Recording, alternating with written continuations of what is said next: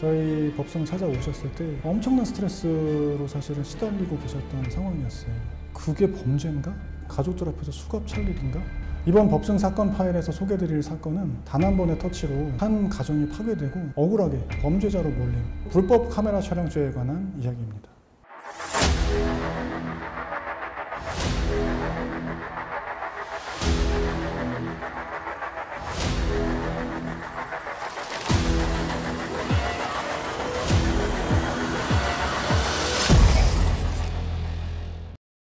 사건 의뢰인이 가정의 아버지인데 굉장히 화목한 가정이었습니다. 요날도 사실은 가족 모두가 한꺼번에 이제 영화 관람을 하러 갔다가 발생한 일이었습니다.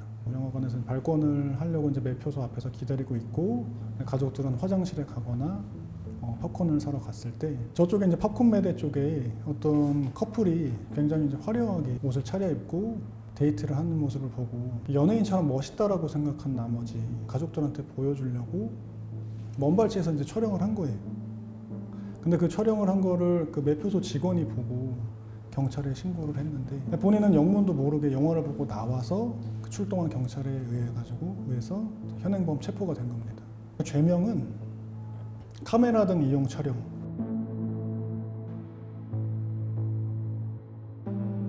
카메라 등 이용 촬영죄에 해당이 되려면 성적 수치심을 일으키거나 그것을 보는 사람으로 하여금 성적 욕망을 일으킬 수 있는 타인의 신체 부위를 촬영을 해야 돼요. 당연히 동의 없이 촬영이 되어야 되는 거죠.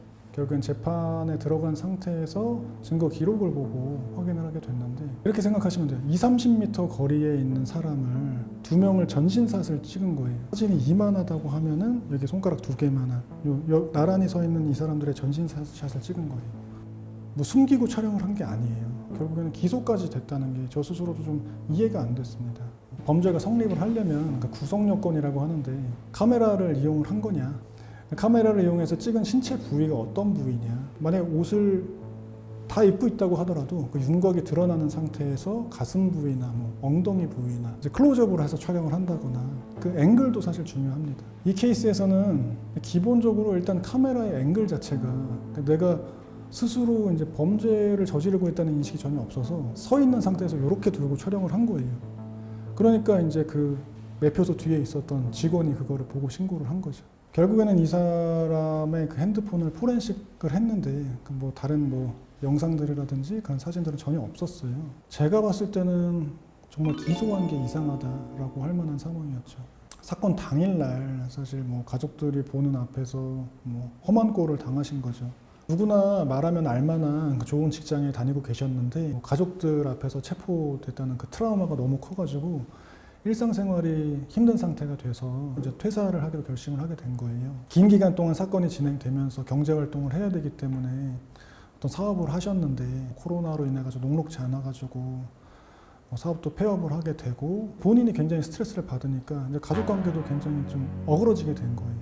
내가 만약에 정말 이 사건에서 벌금 얼마를 받느냐, 그거는 중요하지 않고 나는 꼭 무죄를 받아야 되는 상황이었거든요. 억울함을 해소가 돼야 되는 상황이었어요. 이 사건에서 일단 재판 단계에서는 증거불충분으로 무죄를 일단 주장을 했고, 보통은 이제 그 증거불충분으로 무죄를 주장을 하면은 그 증거가 법원에 현출되지 않도록 하려고 하는 거거든요. 근데 오히려 우리는 그거 수집된 그 사진을 다시 제출을 하면서 이거는 이 범죄에 해당될 정도의 사진이 아니다. 결국에는 그 사진을 놓고 법정에서 이제 변론을 하게 된 거죠.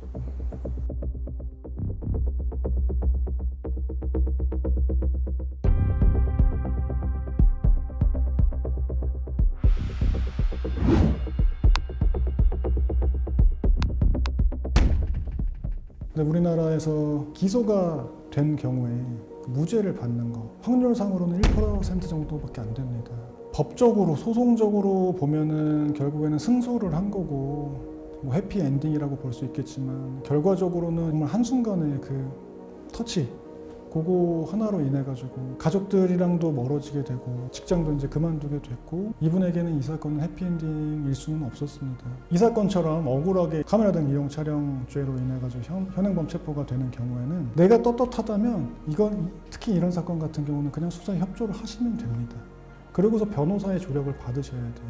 내가 촬영한 사진이 과연 이 범죄에 해당이 되는가, 그 부분에 대해서는 명확한 판단을 내리기가 어렵기 때문에 변호사를 통해 가지고 수사기관을 납득을 시키면 되는 거거든요. 그리고 만약에 본인이 이제 정말 의도치 않게 누군가의 뭐 신체 부위를 찢게 됐다, 의식도 못하고 있었는데 뭐 그런 혐의를 받았다, 전문 변호사와 상담을 하셔가지고 조력을 받아서 대응을 하시기를 추천드립니다.